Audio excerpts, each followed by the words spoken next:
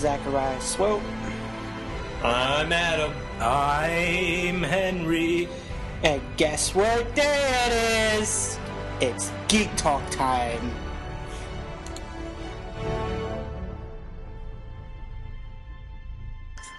So, over the last few weeks, I've been really thinking about it because in almost every trailer lately, I've been hearing Hans Zimmer's theme, Time. Oh, really? That is why we have this as our opening theme for this Let's week. prove this. What trailers have you seen Hans Zimmer's Time in? Okay, the TV show about Human.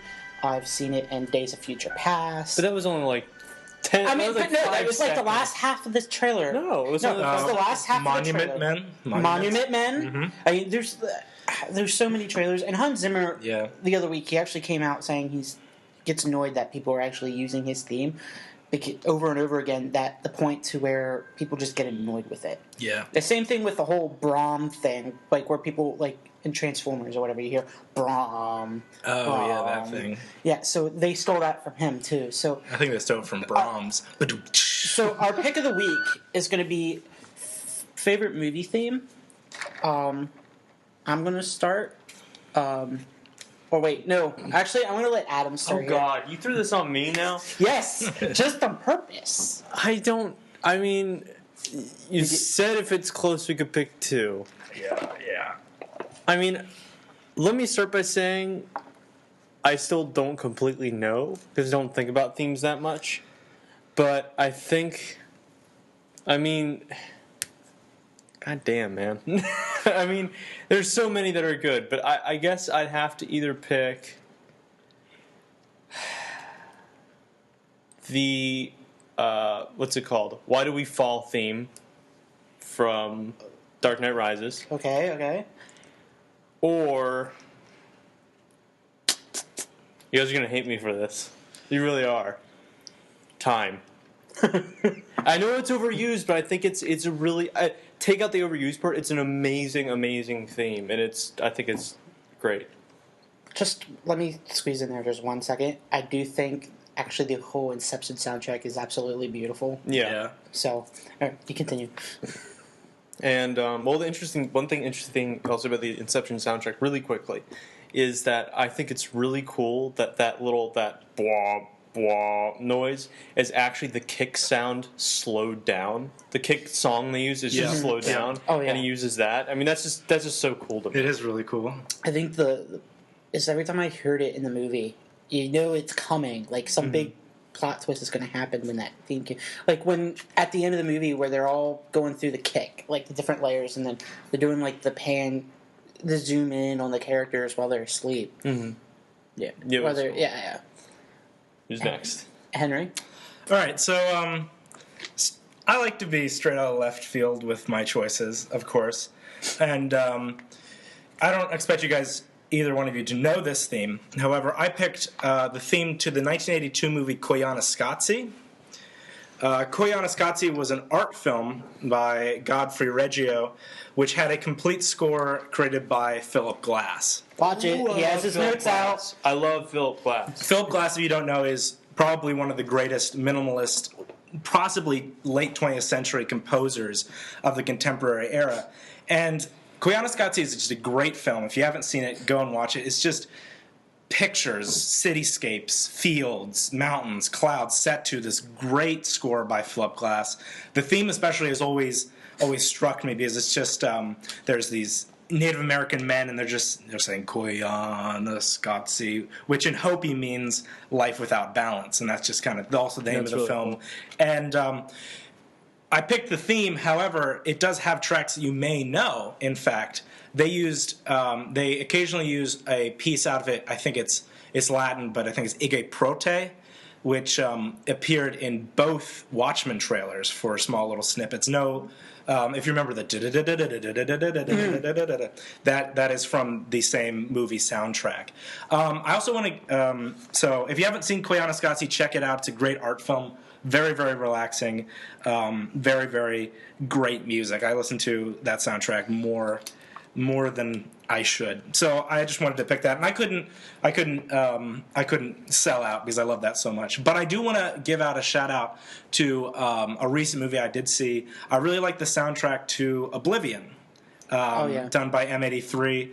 M83's electronic indie band, and I really did like that soundtrack. It wouldn't be like my total favorite, but I was shockingly surprised how good I like the Oblivion soundtrack to the film. And for those who don't know M83, you probably have, and you haven't seen Oblivion, if you've seen the 5-minute trailer for Cloud Atlas, you've heard M83. Yeah, and I really did like that. But Koyaanisqatsi is definitely number one on my list. For me, I'm more of the iconic guy that goes for the more iconic themes, and when I think about it, it's very difficult because I have so many favorite composers. I mean, my top two are John Williams and Hans Zimmer, and I also like some Steven Jablonsky. I'm not sure if I'm saying that right, who's the understudy of Hans Zimmer. But when it comes down to it, I'm split between two. I'm split between the Back to the Future theme song. Oh, yeah. I mean, put that with anything, it works for anything, And then there's I'm split. Then when it comes to that, it's between Star Wars, Binary Sunset, or Indiana Jones theme. I'm split between those two, and I want to give honorable shout-outs to the Dark Knight soundtrack. Yeah. I mean, really. I mean, I love the Joker theme where it's just like the screech. It's it's the Batman theme inverted. It's actually when you listen to it, it's the Batman. He said it's the Batman theme. I just inverted it. Oh, so it's the other side of the coin of Batman. Yeah. So. Thank you, Harvey Dent. Yeah, I mean the whole that screech. I like how Hans Zimmer. I thought but now you listen to Hans Zimmer now. It's like his things are coming the same a little bit. I mean, I watched 12 Years a Slave last night, and he did the soundtrack for that, and it sounded like he was using time a little bit, and his theme time just. He slipped it in there a few times. Okay with that. Yeah, he slipped in the theme time just a few times into that movie. And again, there's a whole time thing. So, real quick as well, if you have time at the end of this show, I would love to hear your opinion about your review about 12 Years a Slave, because it's one movie I really want to see badly. I watched it online. I wish I didn't. Not Zach. Adam, you had comments about John Williams, and as we all know, John Williams is highly regarded, coming up with the Superman theme, the Indiana Jones theme, Star Wars theme, and so many others. Coming back for Star Wars, yo! Because I'd like to hear your thoughts about this, and I'd like to open your mind. Okay, I love the Back to the Future theme. Give him that. I love the Star Wars themes, especially the Binary Sunset, which is my ringtone. And I do love the Indiana Jones theme. Having said that, and Jurassic Park. Having said that, though, I think the rest of his movies kind of just sound like a mix-up of those four. And I think that's my problem. I think he makes great iconic themes. Don't get me wrong. But I think that it's just, I think it just sounds like the same types of themes over and over again to me. Oh, shit. Sorry, I think I might have spilled something on my computer. Okay.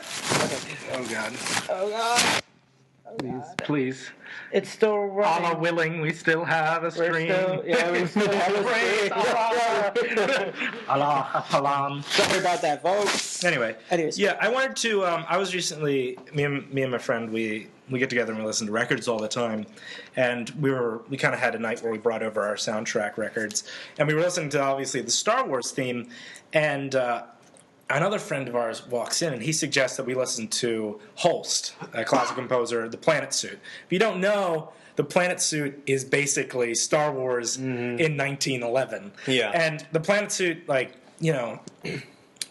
John Williams is so good for borrowing from previous modernist 2001 music. Space Odyssey. Yeah. However, it also feels like he's just ripping on that so hard, and he doesn't do it as well as The Planet Suit.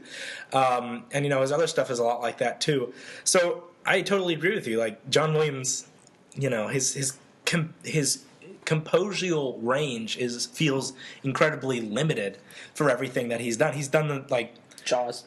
so many of the same themes, with the slight variations over and over again. Mm-hmm. And maybe that's why I like something like Koyaanisqatsi I love the Star Wars theme and I love Indiana Jones, but I also think that the minimalist aspect of Koyaanisqatsi just something resonates with me on a very deep level. I would like to say something though.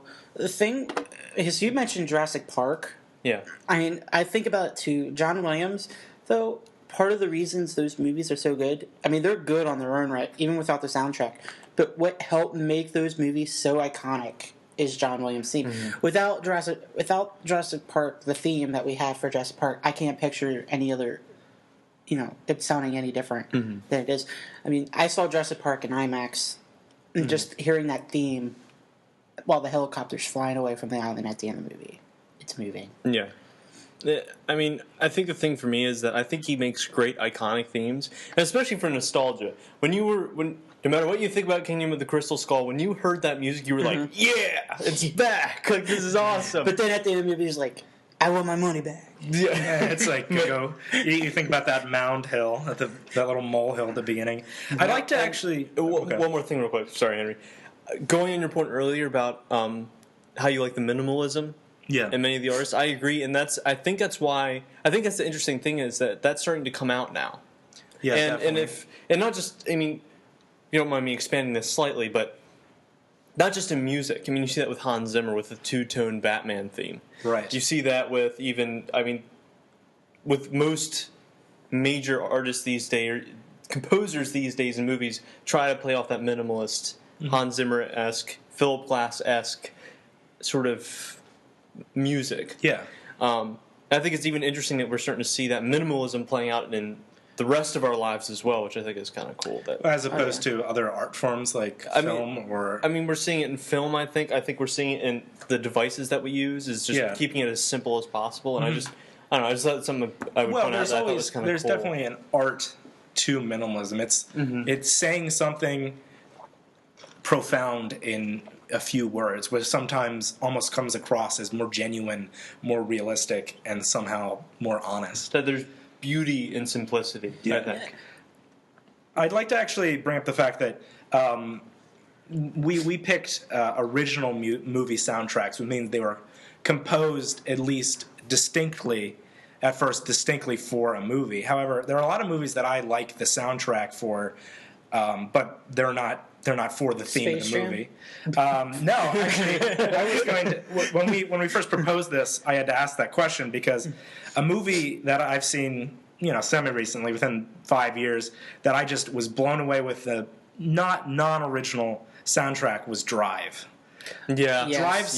Drive's soundtrack, it wasn't done for the movie. They were all just artists that were collected. But I've never seen a movie that the music reflected what was happening on the screen so vividly and so well, and it's not like an original composition for the movie.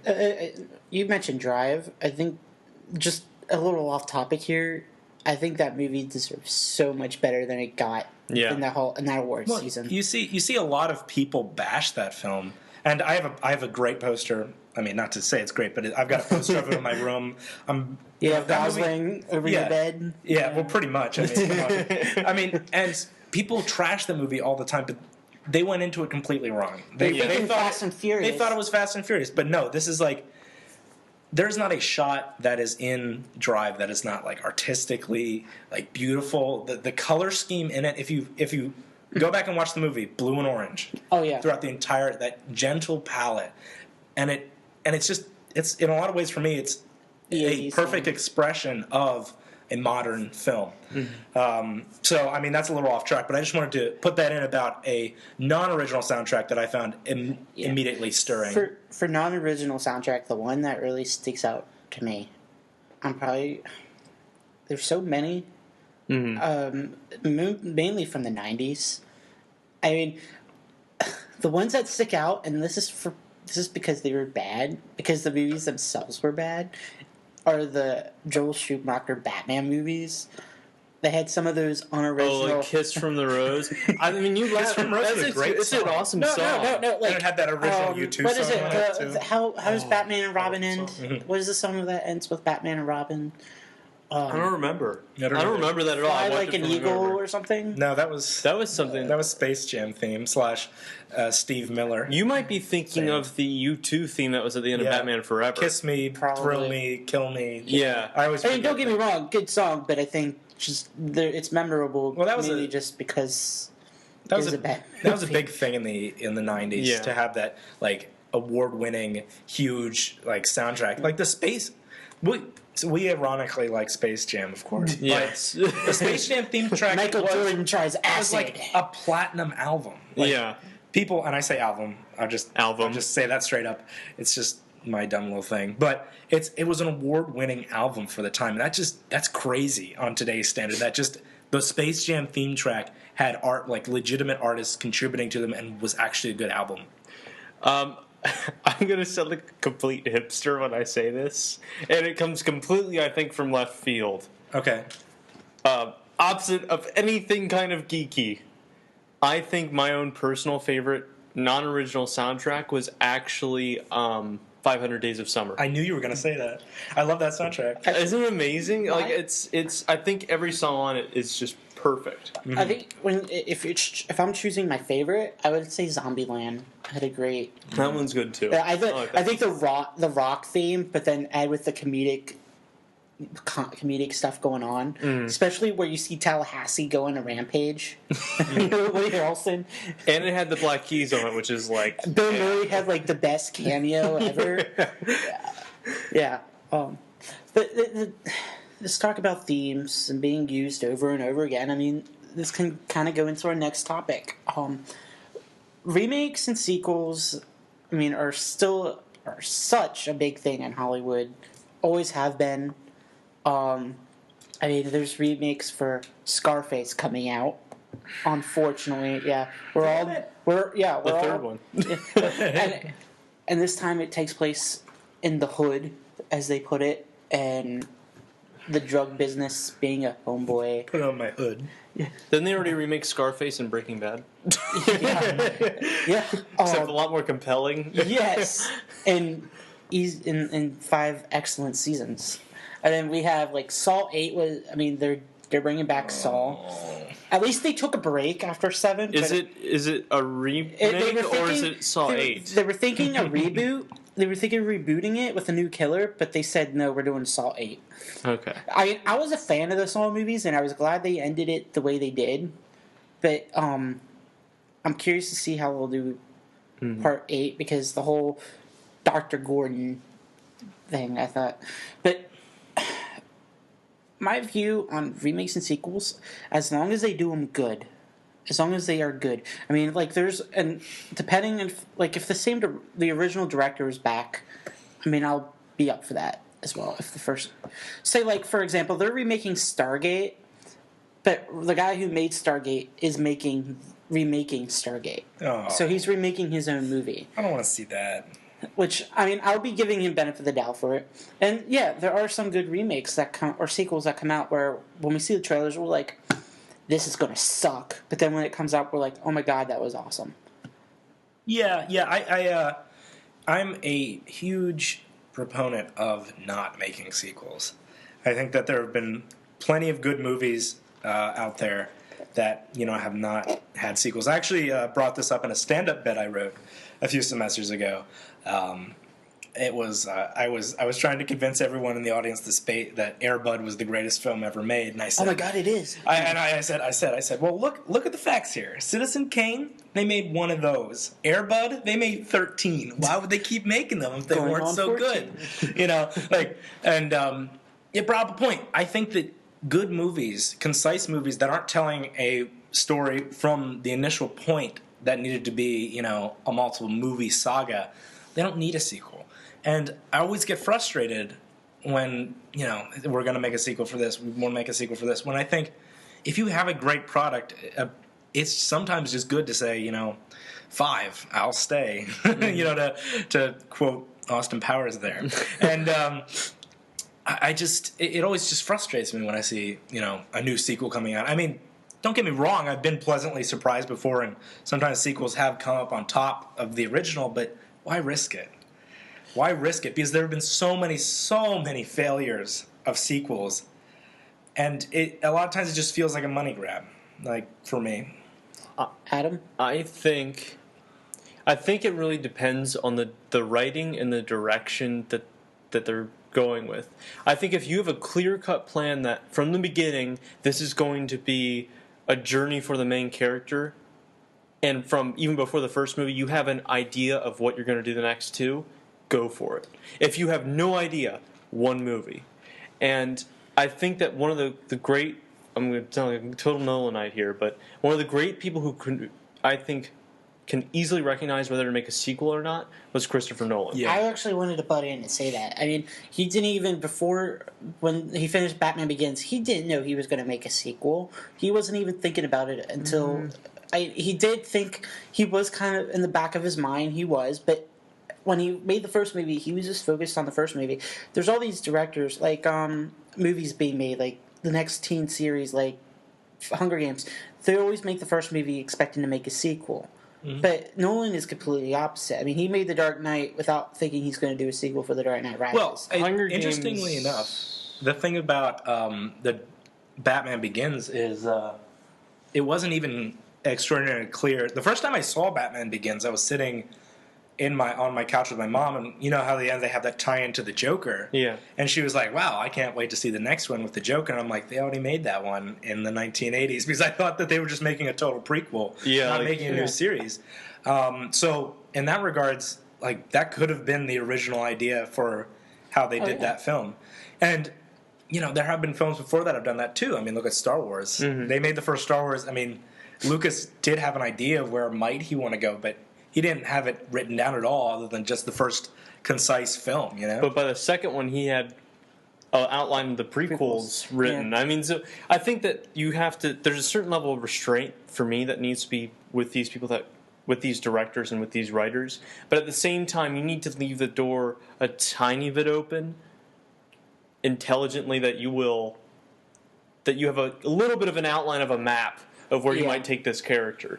I think the problem nowadays is that we're getting sequels kind of willy-nilly where you're just throwing these characters into different situations that are, oh, look, it's Thor in this place as opposed to this place, or it's Iron Man in this place as opposed to that place. The Iron Man series is definitely a sin of that. Yeah, it's horrible. They did not. They don't have no idea where they were going. Okay, since we were mentioning Iron Man 3, I want to squeeze this in here because I think this would be a perfect time. I saw Thor 2, and how you were saying how Iron Man wasn't good with the sequels. I agree. Iron Man 3 should never have been made. And 2.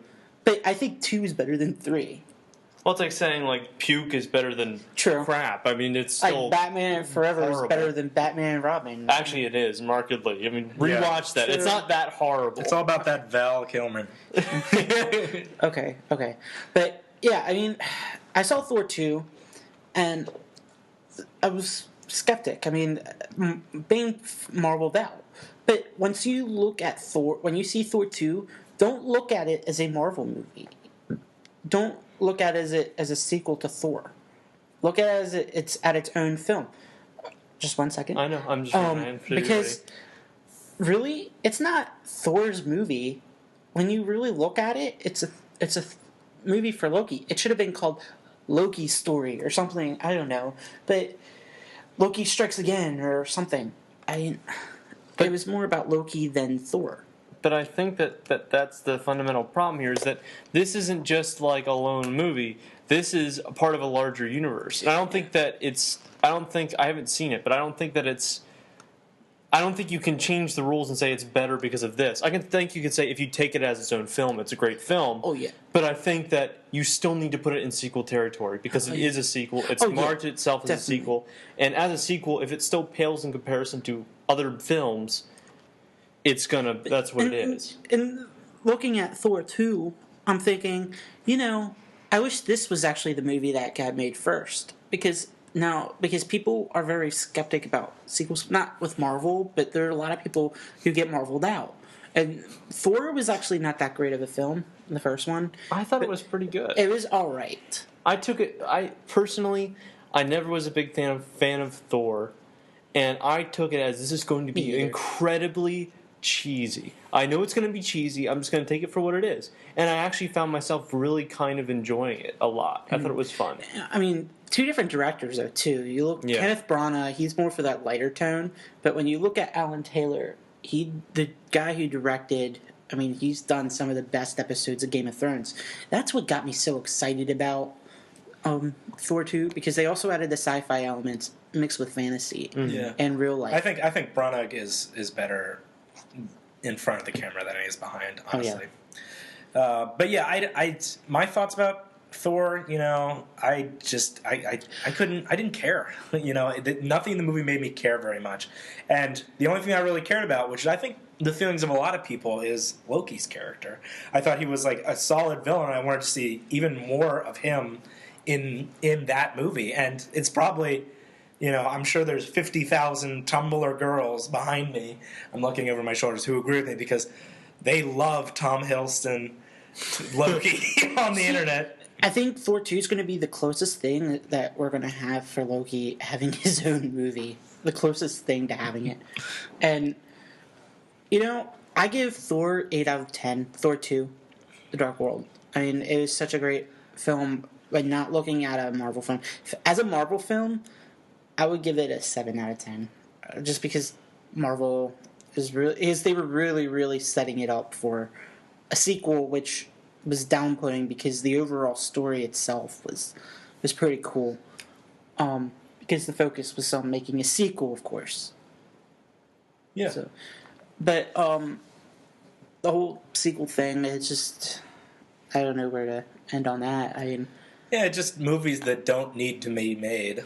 Okay, so just a question. This is going to be kind of like a second pick of the week. I did throw this question out beforehand. What if there's one sequel that you wish that was never made, period? Like, just one. Just pick one that really, really nerved you. It could be a remake as well. I don't know. I've been thinking about this. Nothing really jumps to mind, and you guys probably have better picks because of this, but I really, really dislike Predator 2. I think everybody does. I think everyone does, but especially since I really do have a special place in my heart for just the action in Predator. It's just like it is the action film that I've always wanted to see, and it is just so cool and so much testosterone, and it's like that's the kind of dumb fun that I would want with any kind of movie, which was in like Predator, where you could feel the tension in that movie. But Predator 2 is just so bad. I hate it so much. The urban jungle angle was stupid, and you know the only cool thing that came from that was the part at the end where you get to see the alien skull. But you know they messed that up for those movies anyway, so it wasn't even that cool. But you know that's cool. So I guess I'll pick that one, Predator 2. Now, are we asking worse or most disappointing? Because those are different to me. The one that nerves you the most. Let's just say that nerved you. Like, you hated... I mean, you probably have hated a lot of sequels and remakes, but, like, the one that really impacted you on the series, like, as a whole or something. I don't know. To be honest, Iron Man 3. That's what got me marveled out. That's where I was like, I don't care anymore. You guys, you didn't go with the alcoholic storyline where he struggles with his inner demons, which would have been great character development. Absolutely. And not only that, but I go, okay, so you're not going to do that, but at least you'll give him his awesome villain. You'll give him his Joker moment, his Dark Knight moment. And then they threw that away. Then they fucked that up. And I'm just like, Marvel, I have no confidence in you anymore. I have no trust in you. And then I started watching Agents of S.H.I.E.L.D. I got tired of that. And I'm just like... Yeah, I stopped that. I'm just going to wait to see Thor 2 when he comes on Blu-ray. I mean, really, I don't... It's sad, but I'm marveled out because of that movie. There's a lot of sequels that impacted me. Like, really, really hurt me. Like, I remember... My favorite movie as a kid is Jurassic Park. It's still considered one of my favorite movies. But then along came Lost World. That was okay. It wasn't great, but it was good, you know, for what it was. But then along came a movie called Jurassic Park 3. That one, I watch it now, even still, just because when I watch the trilogy, I want to watch the whole trilogy. Because I own the whole Jurassic Park trilogy, so if I'm going to watch the whole something, I'd rather finish it. I saw Jurassic Park in theaters, 3 in theaters, when it first came out. I must have been like 12. I walked out of that movie, and I was like 12 at the time. I go up to the manager, and I'm like, can I have my childhood back? And she's like, you're still a kid. And I'm like, okay, but I think that movie just ruined my favorite movie of all time. So, if any sequel that should... I'm actually excited for the new Jurassic Park, but especially since they're going back to the first island. But the one sequel that really irked me was Jurassic Park 3. That's top of the list. There's a lot to be said about movies that Spielberg have made that have been taken up by other directors and other teams and have been ruined. I mean, if you look at Jaws, is another one. Like, who cares about Jaws 2? Like, nobody. I actually enjoyed Jaws 2. I think. Did you enjoy Jaws 4? No. Or 3D? With Michael Caine? Yeah, no. Michael Caine. I can't. I mean, I think Spielberg needs to protect his IPs more. Well, you guys heard they're going to make Schindler's List too, right? Oh God! No, I hope they're you're not. joking. Good Lord! That's the worst joke of all time. Oh God! That probably offends some people. It's okay. And I think Horse. actually, you know what? I think that Spielberg's figured it out. I think he's realized now, because think of his movies of the last few years. Nobody can touch them. Nobody can make sequels out of them. Mm-hmm. What movies has he made? War Horse, Lincoln. You have, oh my God, what's the other one that was made? So War Horse, Lincoln. I just had it in my head. I don't know. Damn. Well, if you look over his last movies, trust me, in the last few years, they're either... Oh, well, you can also have things like Schindler's List. I mean, who's going to touch that? Exactly. I'm sorry. Nobody's going to make a sequel to Schindler's List. It's impossible. And on top of that, you just wouldn't. You don't want to... It's too hot of a historical issue to touch. It's too good of a movie. Yeah. Exactly.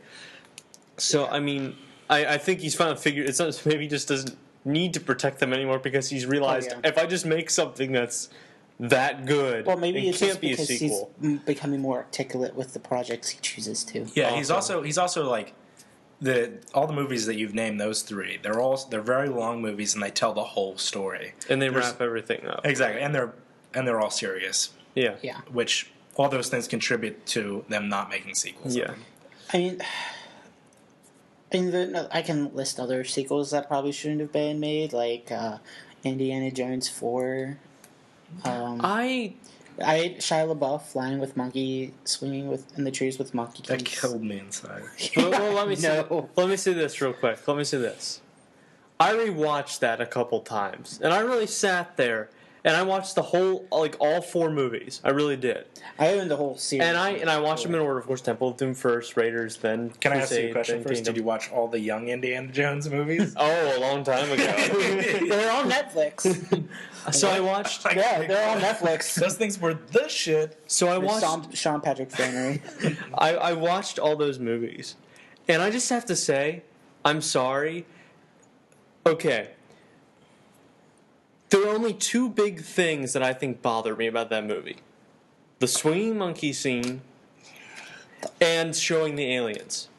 Other than that, it's a pretty... I don't think... in terms of Indiana Jones, is it really that far-fetched? Is it really Him that going in the bad? fridge in the middle of a nuclear bomb? But is that as bad as going down a raft down the side of a mountain and landing safely into water thousands of feet in the air? Don't do it, Anakin. Touche. Okay. Touche. I think what really miffs me about the film is it feels... Here we are going... I'm sorry. Okay. Here we are going in another topic. But, okay, just... This This is important. This is important. It Nerds is. everywhere need to hear my opinion on Kingdom of the Crystal Skull. I think what really irks me about it is they tried really hard to like match the tone and the feeling of the original movies, where I don't really think they even sat down and thought about that as much when they were making the original films. They just tried, and that's it. They tried too hard to match what the old films were, instead of allowing many, many years after the original trilogy came out to match that kind of like weird, kind of funny, kind of like adventurous tone, and I don't think it works at all for that reason. And I will agree with you that I do like parts of Kingdom of the Crystal Skull, and that I was actually excited to see an Indiana Jones movie when they were going to make it. And I was disappointed when I saw it. But, you know, I never had a problem with the nuclear scene. But I did have a problem with the monkey scene. And I did have a problem with the CGI. And this brings me to a big point. Is well, let's say the CGI talk for another minute. No. Let me just finish my sentence. Let's the idea that, and we were talking about this a little bit in class today, in our global politics class. Why we were talking about CGI, I don't know. Is Indiana Jones, the original 3, were just a masterwork of real effects. And to have a whole scene in which you have people driving in the jungle where it's all on a green soundstage just kills me inside. Now, last thing I'll say about this, I will agree with that, and that is something we need to talk about, is CGI and how often it's used and when it should be used. Yeah, that would be a great discussion. Yeah, that should be, Because I have some feelings. And talking about this whole change of, like, tone of movies and stories and stuff. I think the trailer for Maleficent came out today. The story of the villain behind Sleeping Beauty, the iconic Disney villain, who's going to be played by Angelina Jolie. He's good. Yeah, Adam here is like wicked. But this brings into a question of also Hollywood going into grittier, darker stories that have already been told. I mean, like Snow White. We had Snow White and the Huntsman is a darker story. We've had Hansel and Gretel. We had Jack the Giant Slayer. They're trying to cover. We had Snow White. We already covered that. Yeah, I mean, stories like that, they're becoming more and more common. Mm-hmm. And there's now talk for a Beauty and the Beast one. I would like to know your guys' thoughts on why this trend is popping up and who is going to see these films. I think I'll start on this one because I always pass it off to Adam. But Kenny Powers promotion. Kenny Powers. I don't know what you're talking about, man. Go ahead. Okay. All right. Anyways, my thought on this, I think Hollywood is doing it because... Stop it, you two. Okay, guys, I'm sorry. They're distracting me. I think the reason Hollywood's doing this, these darker, grittier movie versions of iconic stories, is because they think people go to see different versions of the same story just to make it. I think it's a money scheme. That's my opinion. I mean, sometimes it's not always the case. I think it's also a new way to build, to bring in people that weren't interested in a lighter tone story of this. Like, so for example, Sleeping Beauty. People weren't interested in Sleeping Beauty. They could bring it in now. For those who are like the darker movies, they could bring people in by making it darker, a more adult. You know what I'm saying? Yes. Okay, I know I'm not very good at explaining this. Okay, I'm going to hand this off to Adam. Me? Okay. Yes. Do you mind me talking a little real for a second? Getting a little real here? Yes. Okay. I think... I firmly believe that the reason we're getting the grittier reboots that we're getting is the result of a cultural shift from being in fairy tale land to wanting to face the realities of life after looking at things like the recession, after looking at things like the Iraq War, NSA scandals, things like that, where we just want the truth about something. And if we all feel like, I think, that if we're a little jaded, I think, and we feel like if something's too good, there's something wrong with it. So we're going for the grittier reboots. Yeah. That's why it's happening. Mm-hmm. Now, great having said that, I don't think it needs to be done with everything. And I think I do like gritty reboots, but I think that I'm a lot of things out, but I think I'm grittied out, if you don't mind coining the phrase. I think that I'm starting to want those lighter movies now a little bit more. I like the gritty stuff too, but things are becoming too depressing. Give me some light here and there. Let the hero live every now and then. It's sad that I'm genuinely surprised when a hero lives or not do the story from the point of view of the villain, because they're going to become a villain at the end. I mean, that's the whole thing with the Wizard of Oz movie that came out. Henry? Yes, I'll agree with your idea that our culture is getting jaded. I also think it comes as a result of the craze of adult-esque vampire films. I mean, chief among them, number one, Twiglet. Twilight, of course. And I think we find a result of people don't. You present vampires who used to be, kind of portrayed cartoonishly to an extent, and then you update them to kind of like this sexualized, real, Sparkly reboot, and what that did for the cinema market is it awakened them to this demographic of people who will go see these fairy tale-esque movies if they're done in a dark tone. Yeah. And I don't want to put it on any kind of demographic per se, but I do think that it's perhaps teens, specifically teen girls, who are going to see these films and keep them going.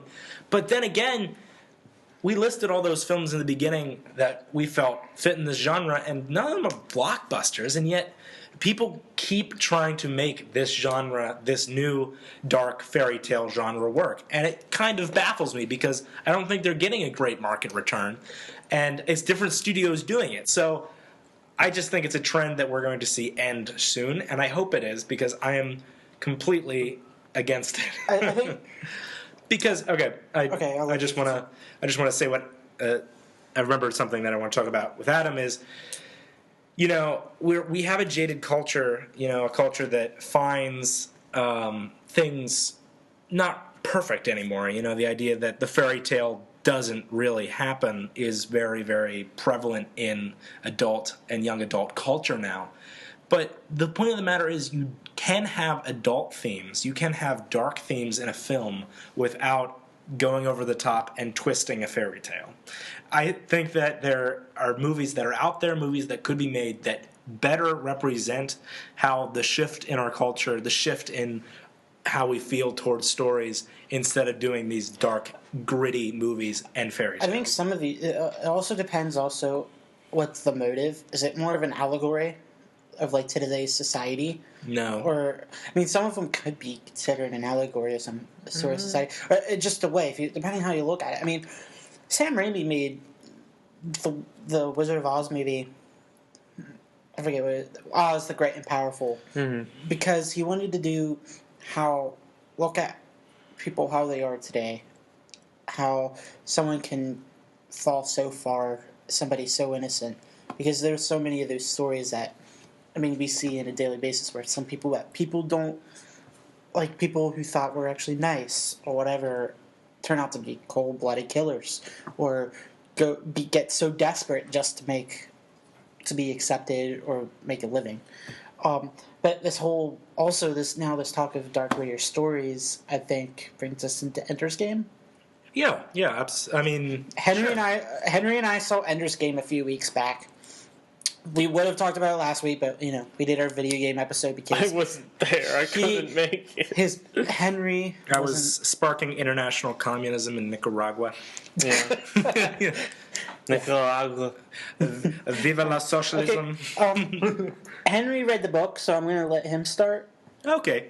I'd like to preface this review by saying that I read the book 6 years ago. So a lot of the minute details of the story did kind of fall through the cracks for me. But what I will say about Ender's Game, and I think I'll start by comparing it to the book a little bit, and then I'll give my thoughts about it, and then you can talk about it if you like, Zachary. Yeah. And I felt Zachariah, motherfucker.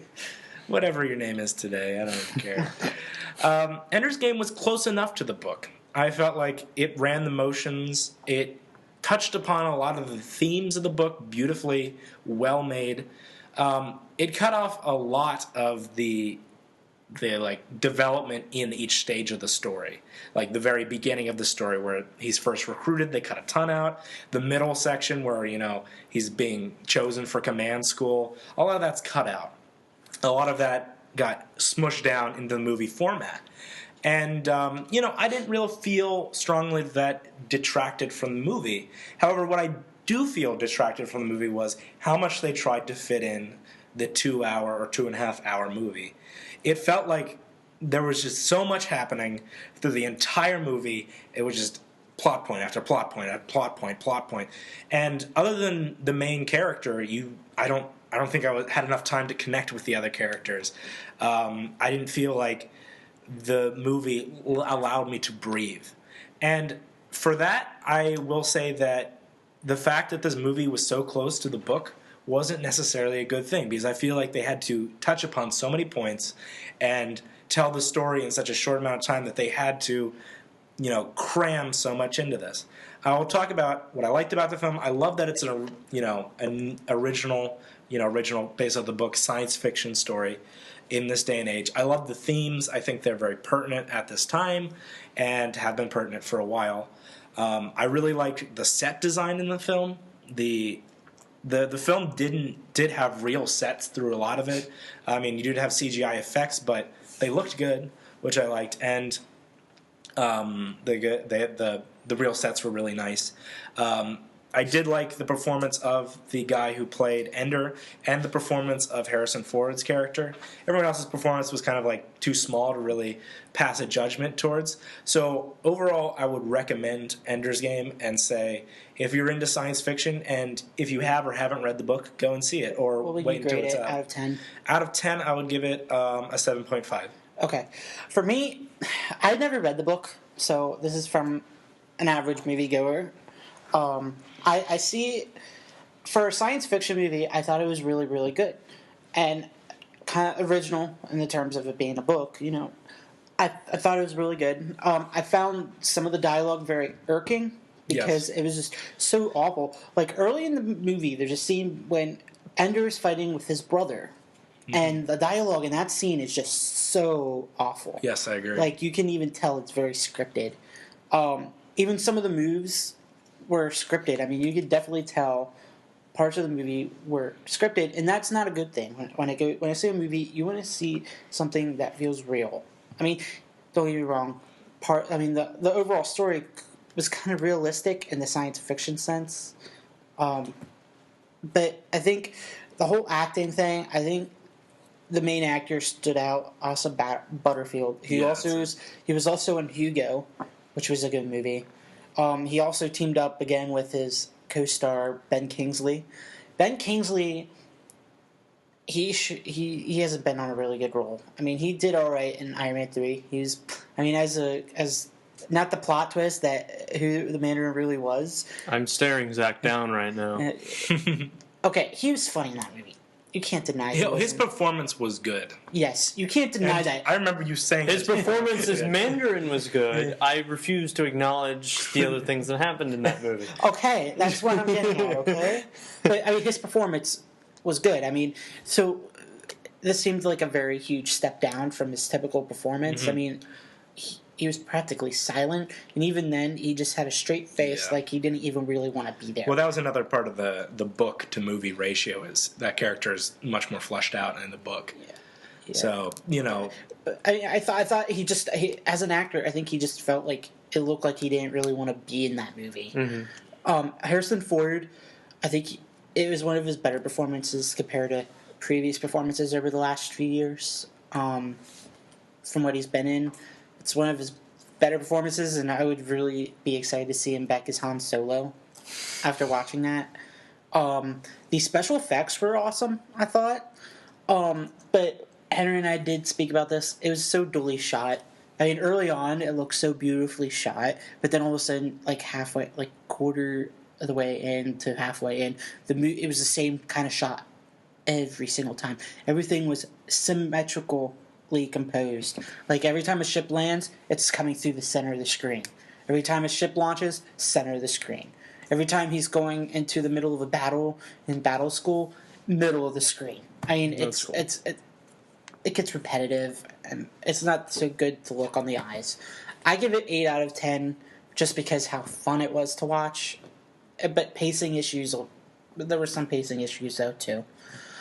But Adam. I have a question for Henry, and it goes with our other discussions here. Okay. Do you think they could have done a better job if they split it up into a two-parter? Do you think that would have given them the time to flesh it out? And it's not necessarily a sequel, but it's splitting it up. Let me say something before he speaks? This book is first part of a 13 book series. Which I think they should not do, because the other books are balls. Okay. So, yeah, I mean, there's 13 other books. I mean, yes and no. They'd have to find a natural point where they could do another movie and they could end it. But I would say that in this instance, given how they made the film, they should have put it into 2 films, I think. Okay. However, I think this movie could have been done in 1 film if they had been a little bit more choosy on what to put in and what characters to express. I think that if they had cut out the very beginning, perhaps, or maybe just like alluded to it a little bit, that would have been good. There were a lot of characters in this film that were very minor. There were a ton of minor characters that they brought in from the book, and I think they had cut some of those and maybe just made them much smaller parts, I think they could have fit it into 1 film. How they did it, yes, I do agree they should have put it into 2 films. Did it need to be put into 2 films? No. So that's the answer to your question. Okay. We're running out of time here, so I'm just going to cut to what we're going to talk about last. Okay. And this kind of goes with Ender's Game in a way, because the science fiction, and we've talked about this in the past. Doctor Who. I finally caught up to the 7th season. I'm starting the 7th season, but I saw they just released a new Doctor Who trailer a few days ago. It's pretty awesome. I thought. Let Adam see, because he seems a little. I'm super excited. I love. Put an infinity sign behind that. Love Doctor Who. I really do. That rhymed. and I've been waiting. I know it's the Comic-Con trailer that we viewed. Been waiting for it forever, and I just have to say I'm really excited. And they're saying, spoilers for anyone who doesn't want to hear it, that it's going to be about the Doctor's years after the Time War, but before Doctor 9, or at least during Doctor 9. So kind of going 8.5 and then 9. Do you think we'll see what happened to make him regenerate into Doctor to Christopher Eccleston's Doctor, or no? I'm not sure. Maybe a hint at, maybe even hint because he doesn't want to come back as the Doctor because he never liked being the Doctor. Yeah, I mean, Which I don't understand. I will at least I would be interested to see how he regenerated to become that guy. Yeah, that Doctor. But we watched the trailer before we did this podcast. I thought the Matt Smith, David Tennant scenes in that trailer are hilarious. Like when the sonic screwdriver scene. Yeah. Yeah. I'm pretty excited from what I saw in this trailer. What's the name of the actor who's doing the mystery Doctor? John Hurt. Yeah, John Hurt, who's a great actor. Amazing. From what I saw in that trailer, I'm very excited to see his performance and see who his character is really going to be, because his words in that trailer make it that much more exciting. So I'm very excited to see his character play out and see his interpretation of perhaps the somber, broken Doctor.